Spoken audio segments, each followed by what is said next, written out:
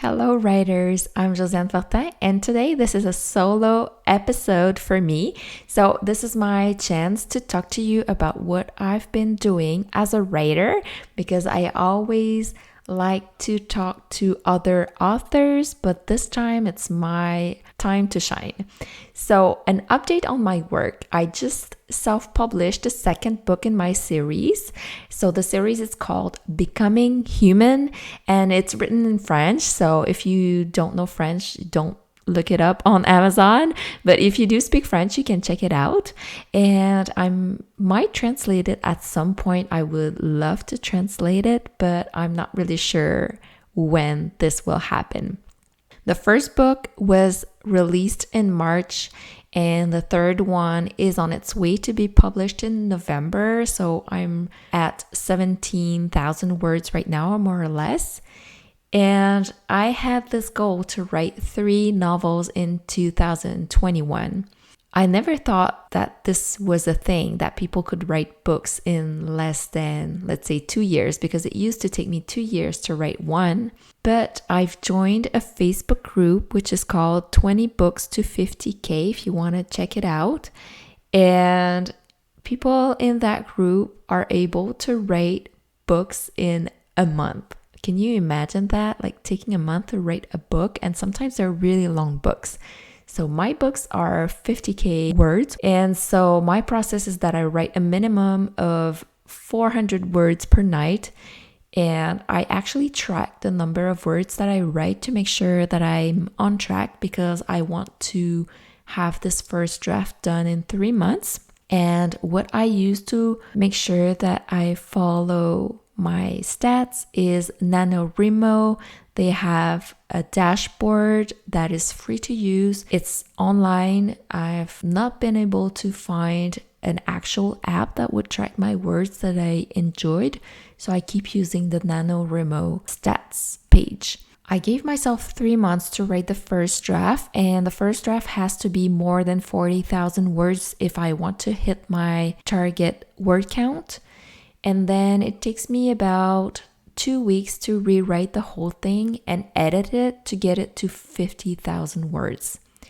Then I have 2 or 3 beta readers that go over the manuscript and they tell me if they see errors and if they see things that don't make sense. Let's say I'll write that 2 people broke up and then like 2 chapters later they're still together, so they notice things like that might happen and that I might not have noticed. So it takes about 2 or 3 weeks for the beta readers to get the manuscript back to me, and then I implement the comments. Last time it took me 2 days, but if I'm not able to do that as quickly, then it might take me 1 or 2 weeks, and then I put it online on Amazon. And right now I'm trying to go wide with some of my work, but not this one because I wanted to participate in a writing contest that's happening right now with Amazon. And so to be eligible, I needed to be in KDP Select. So if you don't know, KDP Select is exclusive. So if you enter your ebook in KDP Select, the ebook cannot be made available anywhere else at all. So I've enrolled this book in KDP Select, so it's not wide. I might take it wide later on. It's the first time that I'm writing a series, and this is something I'm trying because the point of writing a series is to get the same customer to buy many times, and it seems to be one of the success factor of authors making 6 figures, and so I needed to try it for myself. And obviously those authors write in English, which is a much larger market than French. That's why I'm considering translation for the future. I also self-published in the past months a trilingual children's book, which is called Adorable Monsters. So in that book, there are 24 pages and 24 monsters, and I have 1 sentence per page describing the monster in very simple words. So there is a sentence in French, a sentence in English, and then a sentence in Spanish. It's the same sentence in 3 languages. It was my mom's idea because she is so amazed that I can speak 3 languages, and she's been trying to learn Spanish and she hasn't found a lot of books to help her. So she said it would be a great idea to create a book for kids. I used Canva to create the illustrations.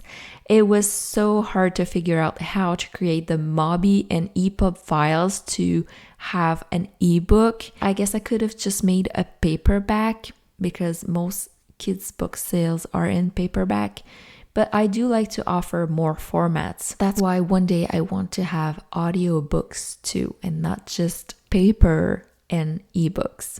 I started this year using Amazon ads. I had tried it in the past, but I couldn't figure out how this could be profitable.